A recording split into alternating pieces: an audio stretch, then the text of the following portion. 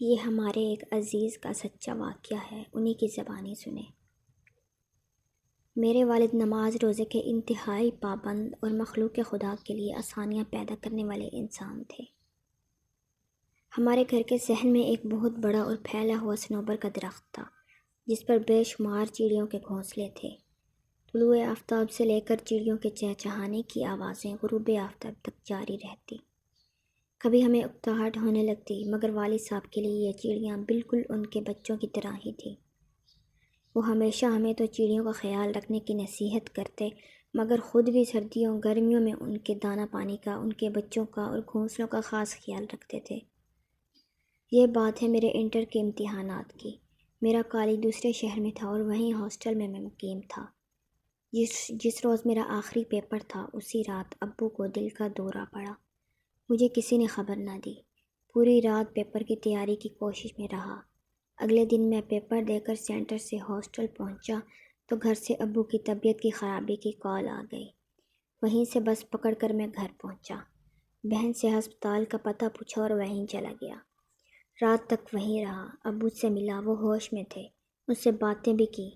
ان کی حشاش بشاش کیفیت دیکھ کر مجھے سکون آیا، اور ماموں اور امی نے میری تھکاوٹ کی وجہ سے مجھے گھر بھیج دیا۔ میں پوری رات اور 2 دن کا جاگا ہوا تھا۔ گھر پہنچتے ہی میں سو گیا۔ نہ جانے کتنی دیر سویا ہوں گا کہ اچانک صحن سے چڑیوں کا شور شروع ہو گیا۔ میری آنکھ کھل گئی۔ ٹائم دیکھا تو رات کے 3 بج رہے تھے۔ چڑیوں کی چو چو کا شور اس قدر تیز تھا جیسے وہ بہت بے چین ہوں اور مل کر بین کر رہی ہوں۔ ایسا پہلے کبھی نہیں ہوا تھا کہ چڑیوں نے طلوع آفتاب سے قبل شور ڈالا ہو۔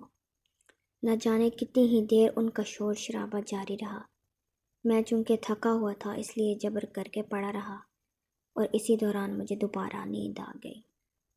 میں خواب دیکھتا ہوں کہ صنوبر کے درخت سے سفید لباس پہنے کوئی شخص بغیر سہارے کے نیچے کی طرف آ رہا ہے، اور وہ صحن کے بند دروازے سے گزر کر چلتے ہوئے میرے کمرے تک آتا ہے، اور پھر میرا پیر پکڑ کر زور سے ہلا کر کہتا ہے، اٹھ، تیرے والد اب اس دنیا میں نہیں رہے۔ میں ہڑبڑا کر اٹھ بیٹھا۔ مجھے اپنے پاؤں پر کسی کے ہاتھ کی گرفت واضح محسوس ہوئی، جو فوراً ڈھیلی پڑ گئی، مگر میرا ذہن اس کی آواز کے زیر اثر تھا۔ میں نے لا حول ولا پڑھا اور آیت الکرسی کا ورد شروع کر دیا۔ اس وقت تک چڑیوں کا شور ختم ہو چکا تھا، اور پورے گھر میں عجیب سا سکوت طاری تھا، عجیب سی خاموشی تھی۔ دور کہیں تہجد کی اذان کی آواز آ رہی تھی۔ میں نے اٹھ کر وضو کیا اور نماز پڑھی، اور ابا کے لیے دعا کی۔ اسی اثناء میں مجھے ماموں کا فون آیا۔ انہوں نے بڑی دردناک خبر سنائی کہ ابو کا انتقال ہو چکا تھا۔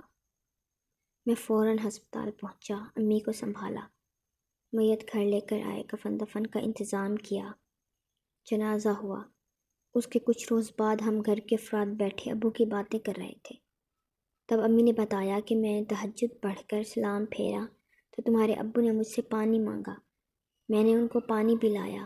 تب انہوں نے کہا کہ بیٹے سے کہنا چڑیوں کا خیال رکھے گا، اور ان کی روح قبض ہو گئی۔ اچانک مجھے ایک خیال آیا۔ امی سے پوچھا کہ کیا آپ کو یاد ہے اس وقت ٹائم کیا ہوا تھا؟ امی نے کہا 3 بج رہے تھے۔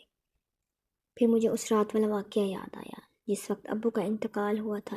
اسی وقت گھر پر چڑیوں نے شدید شور شرابہ مچا رکھا تھا۔ خدا جانے ان کو کیسے معلوم ہو گیا تھا کہ ان کا محسن اب ان کے بیچ نہیں رہا۔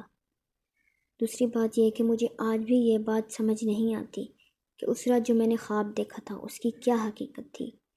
وہ سفید لباس والا کون تھا؟ کیا وہ انسان تھا یا کوئی نیک روح؟